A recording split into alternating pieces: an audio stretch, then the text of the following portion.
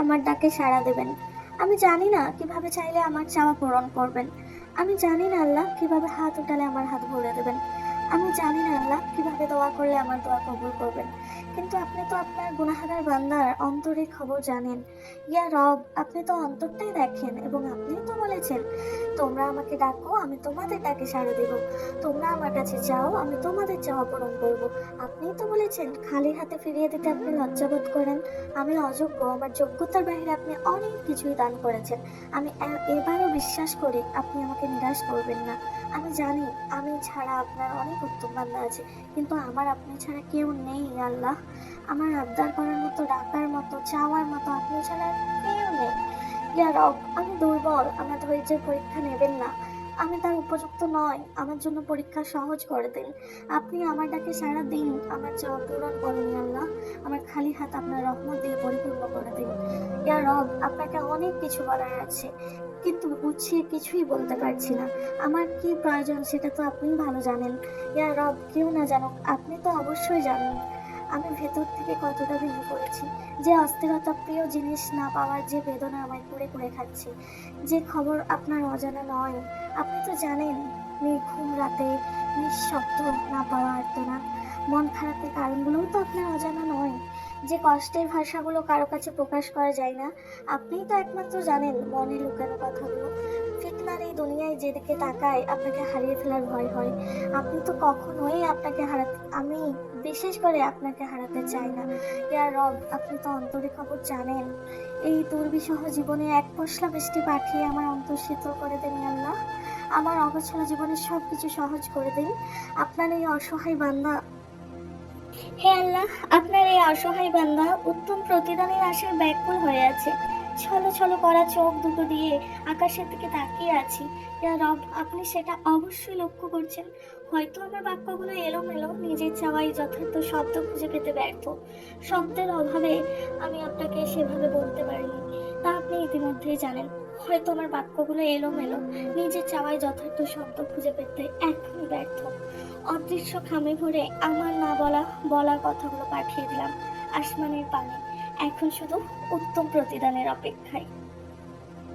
20 বছর পেরিয়ে যাওয়া মেয়েটা জানে তার জন্য বাবার বাড়িতে থাকা কতটা কষ্টকর।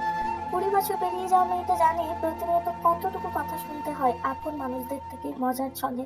20 বছর পেরিয়ে যাওয়া মেয়েটা জানে এই সমাজে তাদের কোন চোখে দেখে মানুষ।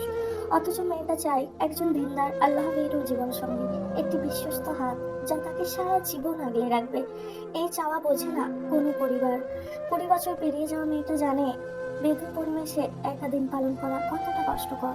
প্রতিনিয়ত তাদের যুদ্ধ করে যেতে হয়, কখনো নিজের সাথে, কখনো বা নিজ পরিবারের সাথে, বন্ধু বা আত্মীয়দের সাথে।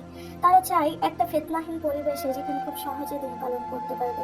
দিন শেষে তাদের একটাই চাওয়া, রব যেন উত্তম কাউকে মিলিয়ে দেন। শুধু বিয়ে করাটা কঠিন কোনো কাজ নয়, আসল চ্যালেঞ্জটা হলো এমন একজন সঙ্গী খুঁজে পাওয়া যে আপনার ইমানকে আরো বৃদ্ধি করতে এবং আল্লাহকে বেশি বেশি, এমন একজন সঙ্গী খুঁজে পাওয়া যে আপনার ইমানকে আরো বৃদ্ধি করতে এবং আল্লাহকে বেশি বেশি স্মরণ করতে আপনাকে সহায়তা করবে। মেয়েদের কেমন ছেলে বিয়ে করা উচিত জানেন? এমন ছেলেকে বিয়ে করুন যে হালাল উপার্জন করে, যে ঠিক মতো নামাজ পড়ে ও পর্দাশীল স্ত্রীর কদর করে, স্ত্রীকে দিনের পথে চলতে সাহায্য করবে, মাহারাম ও নন মাহারাম মেনটেন স্ত্রীর সহায়ক হবে। তার পরিবারের এই ধ্যান ধারণা থাকবে যে পর্দা মানে হলো বাড়ির বাইরে গেলেও বোরখা পরে বের হতে হবে। বিয়ের আগে ফ্যান্টাসি নয়, চাই বাস্তব প্রস্তুতি। স্ত্রীকে দিনের পথে চলতে সাহায্য করবে। হে আল্লাহ, দিন শেষে আমারও একজন ব্যক্তিগত মানুষ থাকুক নিজেকে বোঝার মতো, যে আমার থেকেও আমাকে ভালো বুঝবে, মন খারাপে কিংবা মন ভালোতে সব সময় পাশে থাকবে।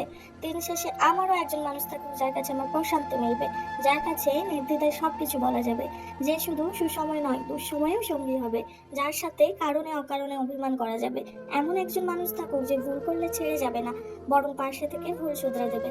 হে আল্লাহ, দিন শেষে প্রতিটি মানুষের এমন একজন ব্যক্তিগত মানুষ থাকুক যে এই যুগে জীবনে একটা সঠিক মানুষ আমারও যে ভীষণ প্রয়োজন আল্লাহ। যে মানুষটি জীবনের সব পরিস্থিতিতে আমার পাশে ঢালানো হয়ে থাকবে, সুখে দুঃখে সব সময় একসাথেই থাকবে। পুরো দুনিয়া বদলে গেলেও আমার সেই মানুষ আমার মতোই প্রথম দিনের মতোই থাকবে, যার কাছে শব্দ ভেঙে নিজেকে প্রকাশ করার প্রয়োজন পড়বে না, যে মানুষটি চোখ দেখে আমাকে পড়ে ফেলবে, সবাই যখন ফিরিয়ে দেবে তখন সে মানুষটি আমাকে তার কাছে টেনে নেবে। বদলে যাওয়ার যুগে সে আমাকে 1400 বছর পূর্বের মতো করে ভালোবাসবে সব সময়। চারিদিকে থেকে কষ্টের ভিড় জমলে সে আমার সুখের ঢাল হবে। নিঃসন্দেহে যার কাছে নিজেকে বিলিয়ে দেওয়া যাবে, হাজারটা অপশন থাকলেও সে কখনোই ছেড়ে যাবে না। দিন শেষে তার কাছে আমার প্রশান্তি মিলবে, তার সবটা জুড়ে কেবল আমিই থাকবো। আল্লাহ এমন একজন জীবন সঙ্গী আমার জীবনে দান দান করুন আল্লাহ, আমিন। আপনি আমার পৃথিবী হবেন, যেখানে পাও না পাওয়ার কোনো অনুশোচনা থাকবে না। আপনি আমার আকাশ হবেন, যেখানে আমি আমার অসীম ভালোবাসাগুলো বিলিয়ে দেব। আপনি আমার রংধনু হবেন, যেখানে আমি 7 রঙের মেলা বসাবো। আপনি আমার গোধূলি বেলা হবেন, আমি আপনাকে রক্তের স্বাদ আস্বাদন করাবো। আপনি আমার রাত হবেন, যে রাতে কোনো ক্লান্তি লগ্ন থাকবে না। আপনি আমার আলোহীন ল্যাম্পপোস্ট হবেন, আমি আবছা আলোয় আপনাকে মানিয়ে নেব। আপনি আমার কেশ হবেন, আমি রোজ সন্ধ্যায় আপনাকে কাঠ গোলাপে জড়াবো। আপনি আমার কবিতা হবেন, ওই বলুন না, আপনি আমার কবিতা হবেন, আমি ভরা যশ্নে আপনাকে ছন্দে ছন্দে রচিব। আপনি আমার সূর্য হবেন, যে তার সমস্ত আলোতে শুধুমাত্র আমাকে রাঙাবে। আপনি আমার নির্ঘুম প্রহর হবেন, যে পাহাড়ে কোনো নিদ্রার আবেশ থাকবে না। আপনি আমার কাজল হবেন, আমি আপনাকে অতি সংগোপনে আমার আখিতে জড়াবো। আচ্ছা, আপনি আমার হবেন তো? দেখুন আল্লাহ, না পাওয়া নিয়েও না ছোঁয়া নিয়েও কল্পনাতে আমি কেমন মুগ্ধ উঠেছি। আল্লাহ পাক, না পাওয়া এই মানুষগুলোকে আপনি খুব দ্রুত একজন বিশ্বস্ত আল্লাহ ভীরু সৎ জীবন সঙ্গী ও জীবন সঙ্গিনী দান করুন, আমিন।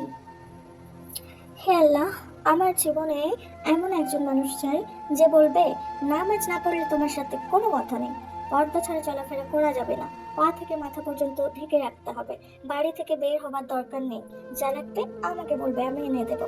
অকারণে ঘরে জানালা খোলার প্রয়োজন নেই, নন মাহরমের সামনে যাওয়া হবে না, আমি ছাড়া তোমার কণ্ঠস্বর কেউ যেন না শোনে, আমি ছাড়া তোমায় যেন কেউ না দেখে।